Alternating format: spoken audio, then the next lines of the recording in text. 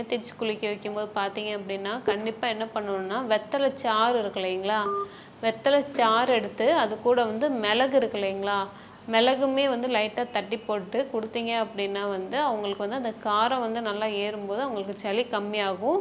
இப்போ வந்து அத குடுக்கும்போது பார்த்தீங்க அப்படின்னா, ஒரு சில குழந்தைங்க வந்து வாமிட் எடுக்கும். ஸோ பயப்பட வேண்டாம். ஸோ அந்த மாரி வாமிட் எடுக்கும்போது பார்த்தீங்க அப்படின்னா, ஒரு சில பேருக்கு சளி நல்லா வரும். இல்ல அப்படின்னா, அந்த சாறு கொடுக்கும்போது பார்த்தீங்க அப்படின்னா, அவங்க மோஷன் போகும்போதே வந்து சளியெல்லாம் வெளிய வரும். அதே மாரி பார்த்தீங்க அப்படின்னா வந்து, நல்லா வந்து டெய்லி காலைல தேன் குடுக்கணும். வெறும் தேன் மட்டும் குடுத்துட்டு வந்தீங்க அப்படின்னா, அந்த சளி, இருமல் நல்லா கம்மியாகும். அதே மாரி துளசி சாறு டெய்லி இல்லாட்டி 2 நாளைக்கு ஒரு வாட்டி வந்து துளசி சாறு மட்டுமே வந்து குடுத்துட்டு வாங்க. நல்லா வந்து சளி கம்மியாகும். அதே மாரி அவங்களுக்கு வந்து பால் குடுப்பீங்க அப்படின்னா வந்து, நெறைய வந்து பால் குடுக்காம, கொஞ்சமா பால் குடுங்க.